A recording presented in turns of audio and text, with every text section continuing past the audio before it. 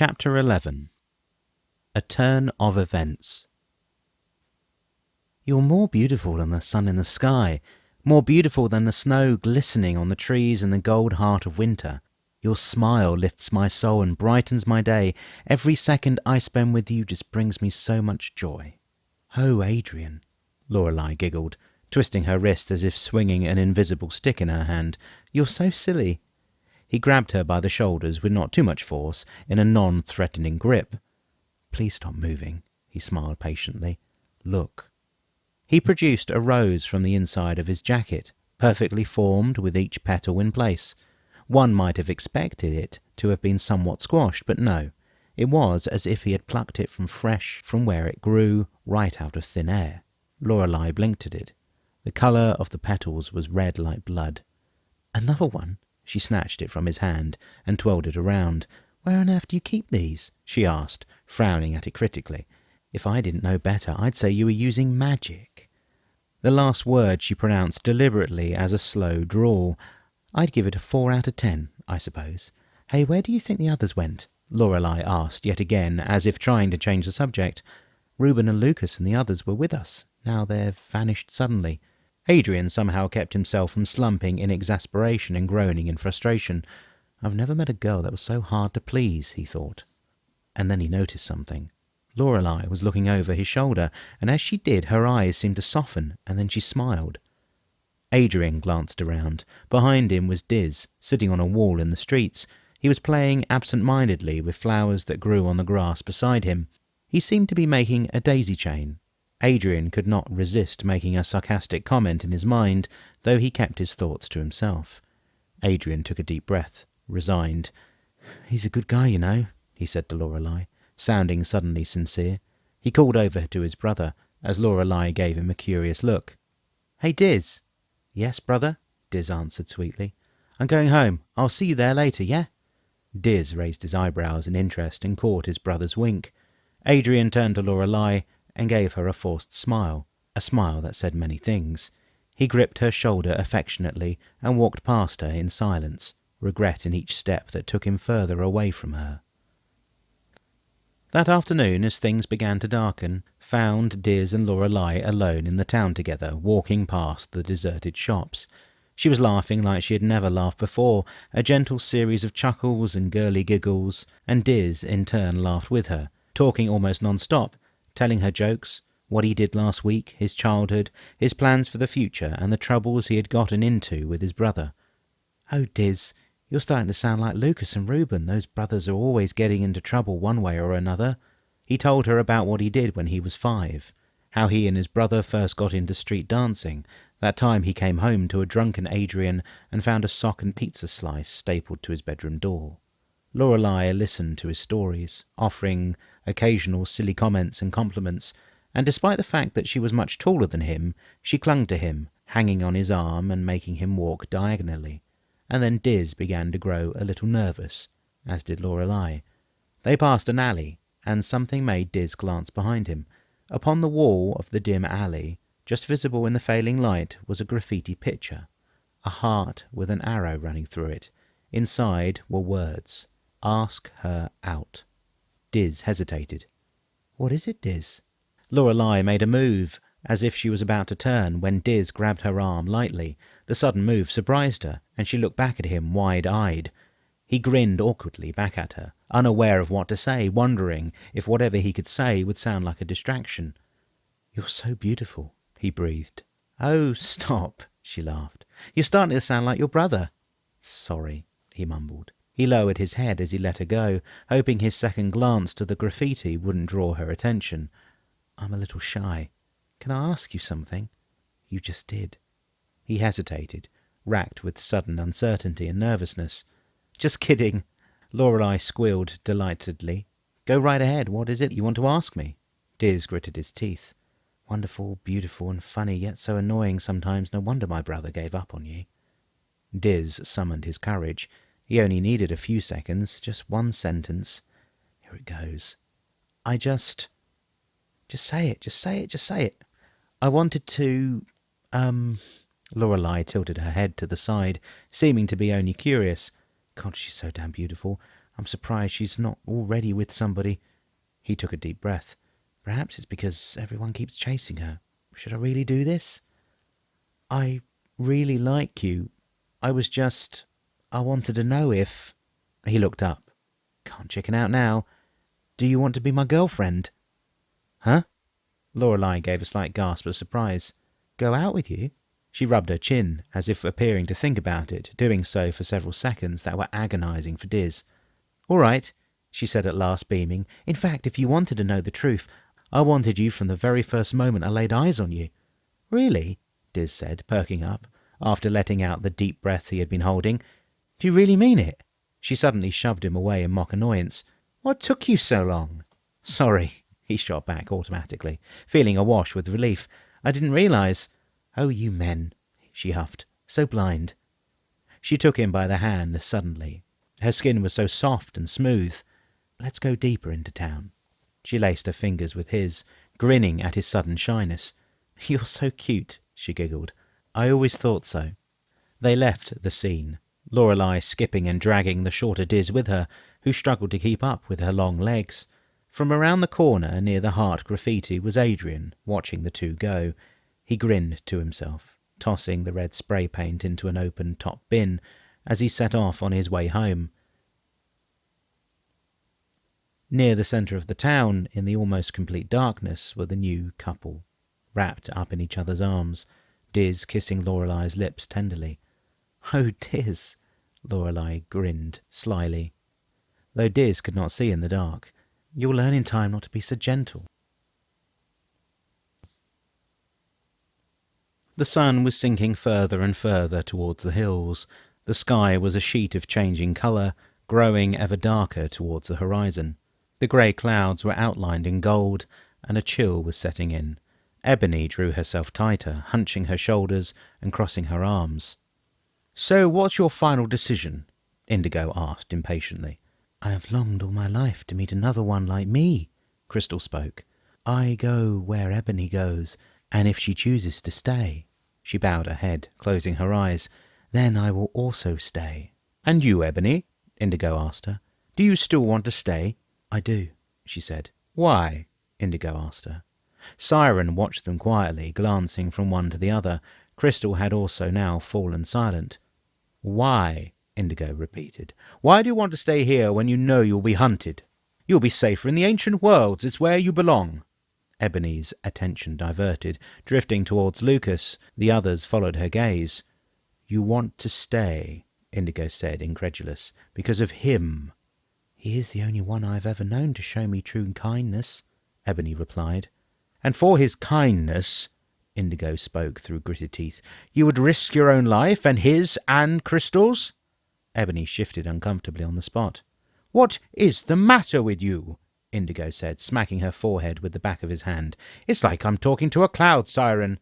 He turned to her. You cannot surely support this. Mother said that we can't take her against her will, Siren replied. No, Indigo shot at her. She said she shouldn't, but circumstances change. His lips curled a sneer at Ebony. There's something not right here, but I can't put my finger on what it is. He shook his head, turning from them. Indigo cast his hand out, opening the portal that was nearby, the portal to the ancient world. Indigo, what are you doing? Siren asked him. Whatever will happen, Crystal said, opening her hands as the mechanical dragonfly landed on her open palms. Her sentinel, the familiar she had named Sid. We may as well enjoy ourselves along the way. The portal shimmered behind Indigo, the gateway to the ancient world, the path. Indigo turned back to the three. He glanced from Crystal to Siren and finally Ebony. I will no longer play these games with you, he told her. We are leaving. What? Indigo strode towards, grabbing Ebony by the wrists. She screamed, Let me go! At that exact moment, Adrian was returning home with mixed emotions. His heart was heavy, yet his feet light. He practically skipped along his way, slowing down as he reached the group of houses he was most familiar with. A place he had always known as safety and happiness.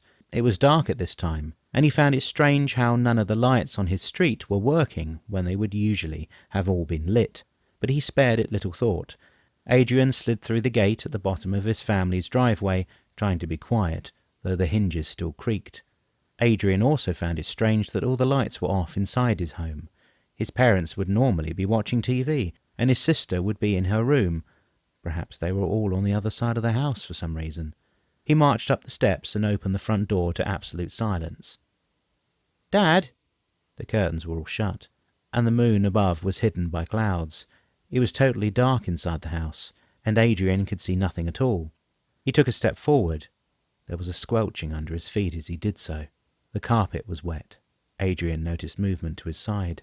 The last thing he saw was a dark figure swinging back a clawed fist.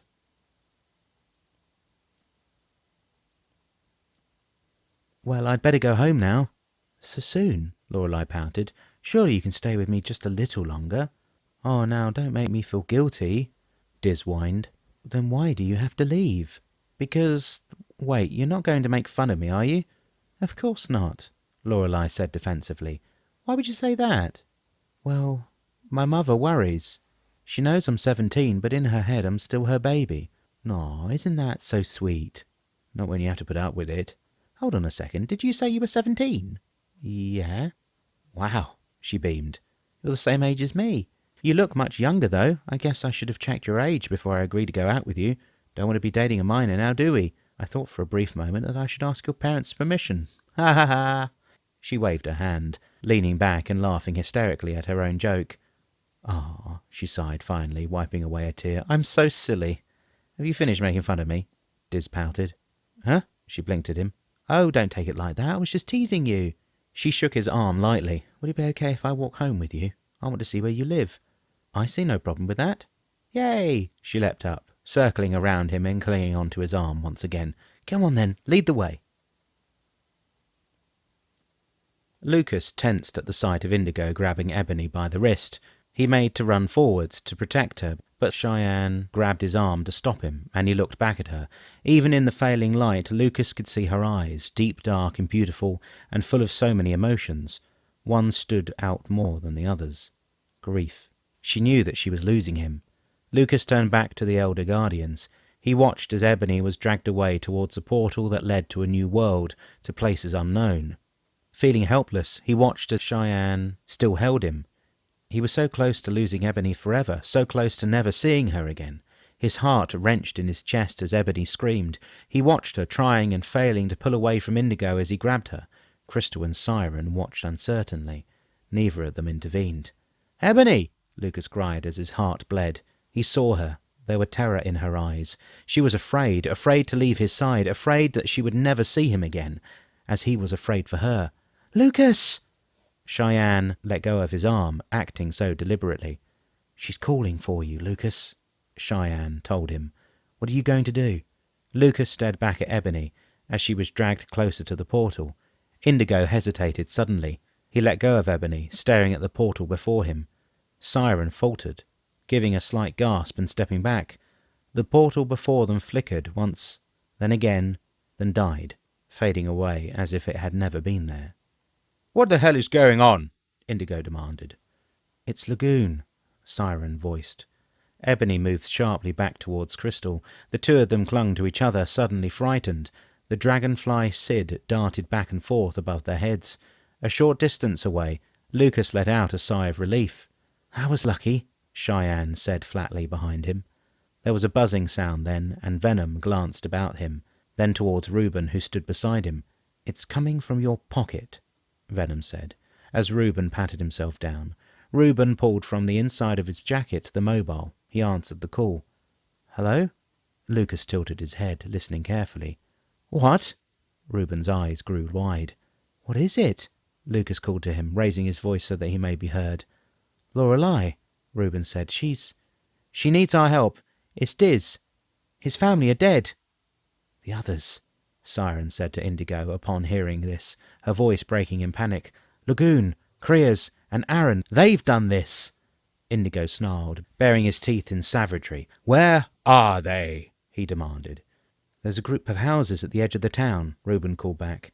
Indigo marched towards Reuben and Venom, calling back to Siren to watch over the others as he did so. He grabbed both their wrists, and the three vanished into thin air. They approached the house. It was quiet. "Wow, your neighbourhood is really deserted," Lorelei noted. Diz took in the scenery around him, glancing nervously at the houses on either side. "Why is it so dark here?" Lorelei asked. "I can barely see where I'm going." "We're nearly there," he told her. They reached the house on the end of the road. It was very dark and a little unsettling. Lorelei felt glad now that she had Diz with her. Very little of the house could be seen, and there was nothing to light their way. The moon still hid behind the clouds, and none of the streetlights were working. The unusual thing that both of them noticed right away was that all the lights in the house were off. Indeed, the house looked deserted, but more than anything else, the thing that was most alarming was that the front door was left open. It took a few seconds for them to take it in, though neither of them questioned it openly. Diz tentatively approached the house, opening the front gate. It squeaked on its hinges.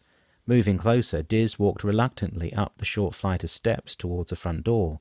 There was darkness in the room within, and nothing could be seen from where they stood.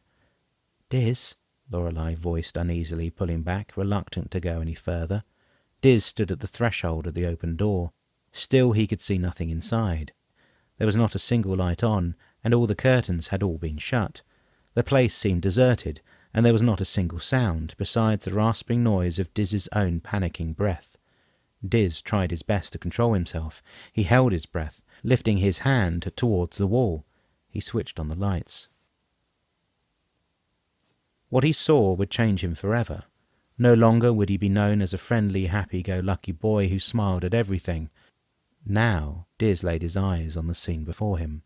His parents, both he had known well and loved dearly, lay dead. His father, a stocky man with shorter greying hair, lay face down. His mother, slim and young, with a stab wound to the heart, lay on her back.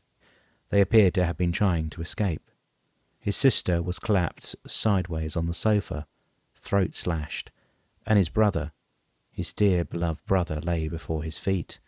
The slash laid upon him was fatal and would have killed him in seconds. It ran from his collarbone diagonally up to his jaw and severing his throat. There was blood everywhere, almost too much. The carpet was moist, soaked in red and shining in the light. He exhaled, letting out all the breath in his body, feeling he could not take another, feeling his lungs turn to lead and his heart to stone. The beating stopped, the shock of it. His stomach lifted in fright, and a sudden sense of unreality dawned on him. He shook his head, gasping wordlessly. "No, this isn't real. This isn't real." He backed away, shaking his head. He lost his footing and fell backwards down the steps. "Diz, what is it?" He rolled over and heaved, throwing up the entire content of his stomach. As Lorelei ran forwards, she stopped just short of him, glancing into the room within the house, and gasped. Clapping her hands over her mouth, she began to tremble violently, eyes watering. "Oh, God!" She pulled out her mobile and furiously began to dial, fingers fumbling on the buttons. It took her several attempts to get the number right. When Reuben came finally, he found them at the foot of the steps. Sobbing hysterically was Lorelei, holding Diz in her arms. The two were on the floor, backs to the home. Lorelei looked up as Reuben, Venom, and the elder guardian, Indigo, approached. Reuben paced towards them, panicked. Behind them, Venom shared his fear, and Indigo, tailing after them, remained controlled and expressionless. Reuben's heart raced as he lay eyes upon them. "What's happened?" "He hasn't said a word," Lorelei whimpered as they drew closer. Diz had shed not a tear, frozen in a state of shock. He had simply fallen completely silent. Indigo walked past them and towards the front door. "Stay back," he told the others, "and don't look." Obeying his words without question, Reuben remained standing where he was. As Venom knelt, putting his arm around Lorelei and sitting between her and the house, Indigo reached the threshold. He stood there for a moment, before switching the light off and closing the door.